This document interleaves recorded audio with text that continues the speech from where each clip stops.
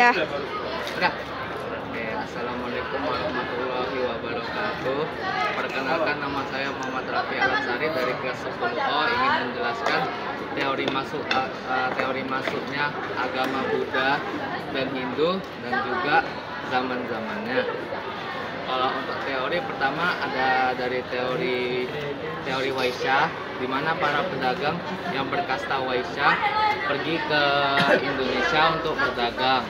Kemudian mereka di sana melakukan interaksi sosial, yaitu berkawin, bermukim, dan juga menikah. Nah, kurangnya dari teori ini ialah jika emang benar para pedagang yang menyebarkan agama Hindu, maka seharusnya cuma ada di daerah perkotaan. Namun ternyata ditemukan bahwa di dalam pedalaman juga terdapat agama Hindu. Kemudian ada teori kesatria. Teori kesatria itu di mana para kesatria yang lelah dan capek dengan perang, mereka kabur dan pergi ke Indonesia. Mereka di sana membuat koloni-koloni.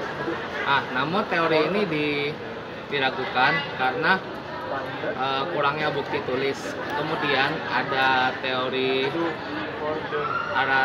Brahmana, di mana para Brahmana atau orang-orang suci ataupun pendeta, mereka datang untuk menyebarkan agama Hindu.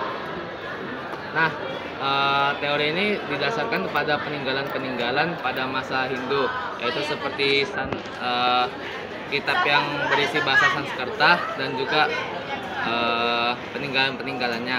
Nah, emang benar huruf dan bahasa itu hanya para Brahmana yang bisa menggunakannya. Namun ternyata diketahui bahwa para pendeta pada saat itu sangatlah takut untuk menyeberangi laut.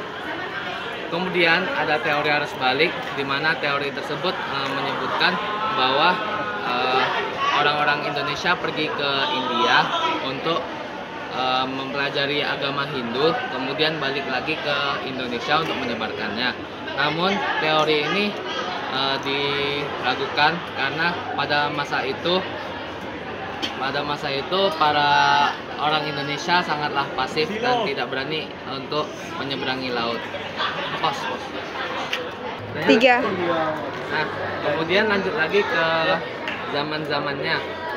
Nah, pertama itu ada zaman Weda, di mana zaman Weda itu dimulai dari 1500 sebelum Masehi.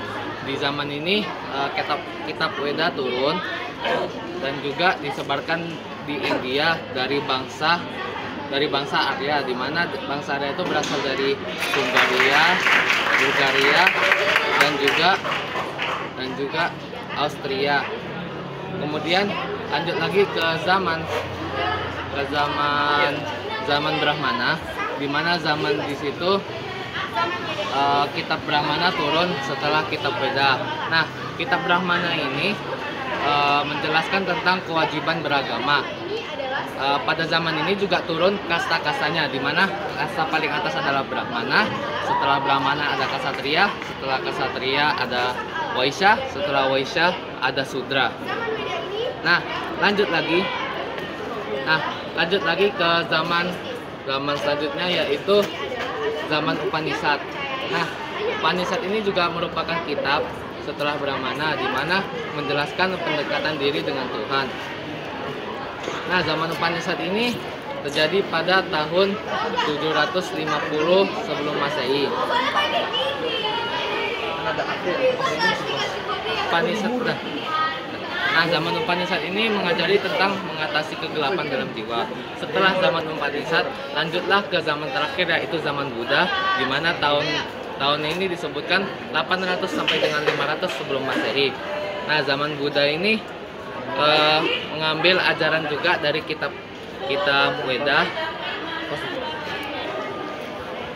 yang diambil dari kitab Weda oleh Siddhartha. Nah, Siddhartha ini memberikan ajaran tersebut dalam berbagai macam aktivitas seperti yoga. Oke, terima kasih. Apa itu artinya, Bro? Lupa tadi lupa menyebutkan, itu ada kasta-kastanya. Nah, kasta Brahmana itu di mana ada orang-orang suci ataupun pendeta yang bekerja untuk menyebarkan agama secara luas. Kemudian ada kasta kesatria di mana para kesatria ini bertarung untuk memperjuangkan agamanya. Kemudian ada kasta Waisya di mana kasta Waisya ini merupakan pedagang-pedagang yang pergi ke negara-negara lain. Kemudian ada kasta Sudra di mana kasta Sudra ini merupakan pengemis-pengemis ataupun orang miskin. Nah, sekian, terima kasih.